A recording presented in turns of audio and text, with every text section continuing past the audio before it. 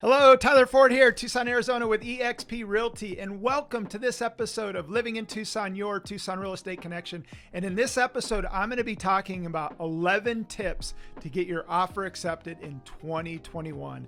It's a super competitive market out there. It's a seller's market, and buyers are having to compete with multiple offers. So I'm going to go through 11 things you can do to be super competitive and have a really good shot at getting your offer accepted.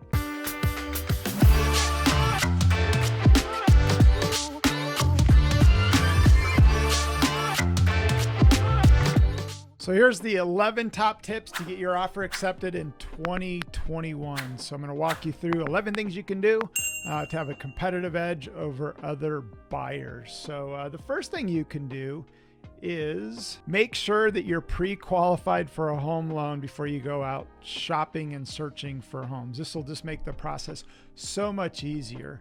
And then when you submit an offer, it's got to accompany what we call a pre-qual. It's in the contract.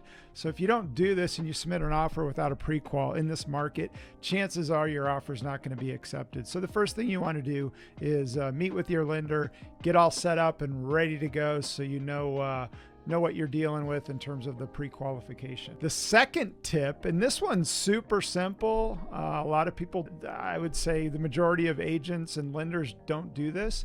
And it's so important because the listing agent on the other end can have a really important part in consulting with their sellers in order to talk about which offer they should accept. So if the lender picks up the phone and calls and reaches out to the listing agent just saying, hey, they're solid, they're ready to go. And as a lender, I'm on top of it and we're going to have a smooth transaction. That can go a long, long way, just a simple phone call in order to get your offer accepted. So tip number 3 is you got to be quick in this market. Right now, as this video is recording, average days on market's 15 days from the time that a home is listed until it goes under contract. So when a home is listed, you got to be quick to get out there and quick to submit an offer or offers on homes when they hit the market. Tip number 4, and these next tips are things that you can do to write a competitive offer. And there's tons and tons of different things, but you want to make sure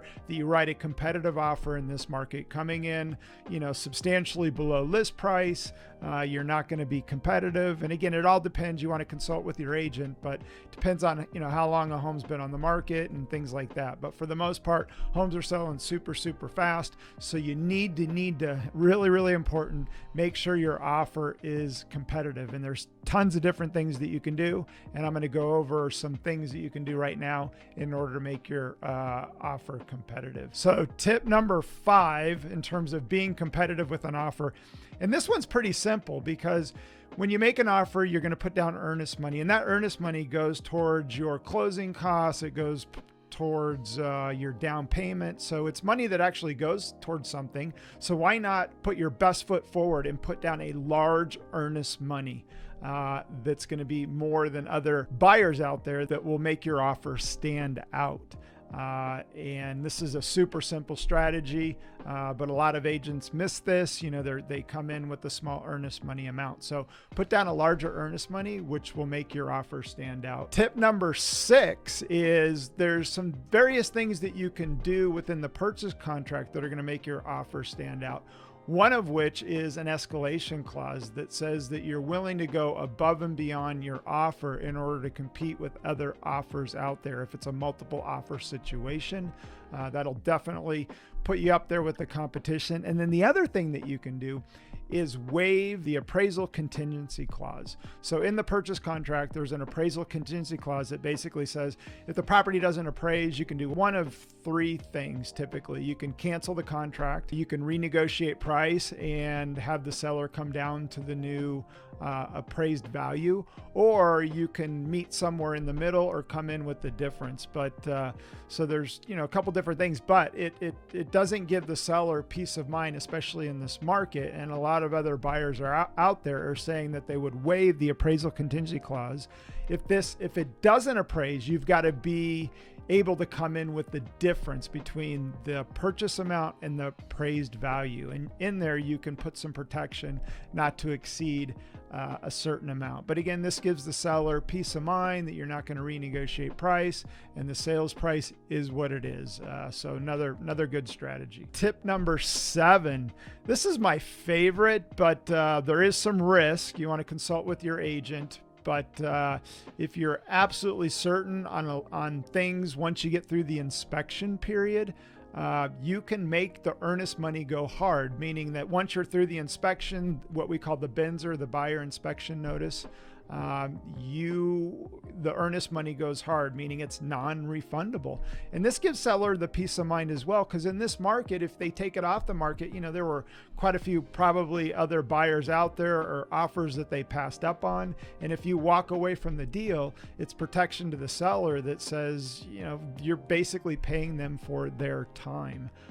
So you can do that. And then the other thing you can do is actually release that earnest money prior to closing. You can say, once we go hard, the seller can actually have that earnest money.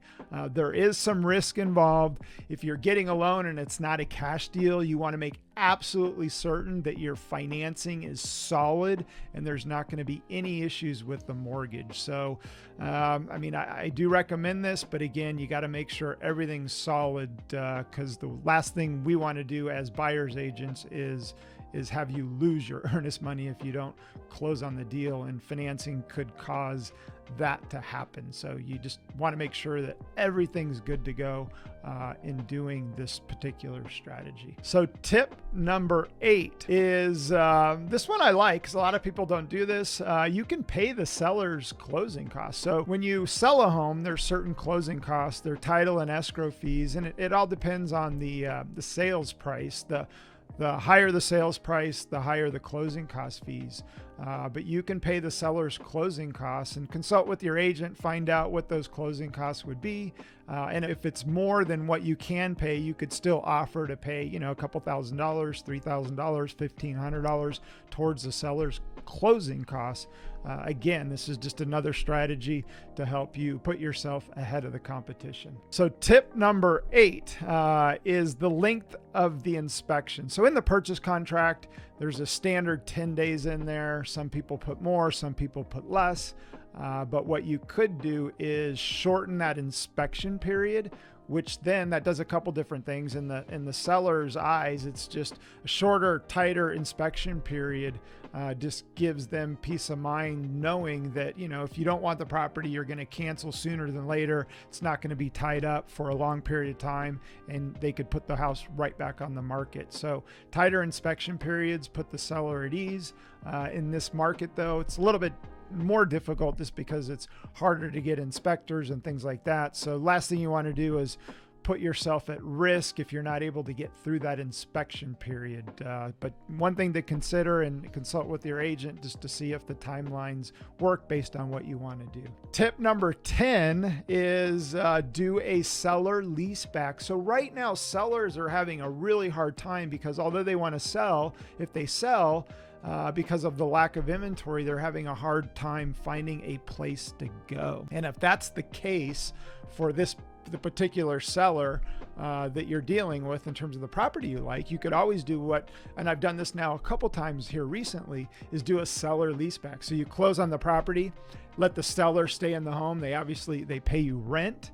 And there's a date that they've got to be out. That way it gives them peace of mind. They get money in hand, and then they go find the property that they like, and they're not stressed out and scrambling to go find something and get themselves into a jam because they're buying or finding something that they really don't like. So this buys the seller a little bit of time and gives them peace of mind. And again, it's all about giving you a competitive edge to try to get your offer accepted over other offers. So tip number 11, this one I really like because a lot of people aren't doing, and that is in the contract, you can get a home warranty. You can have the seller pay for it. You can have the buyer pay for it. So you can get a home warranty. And then what I would do is provide what we call seller's coverage. It's really inexpensive to do.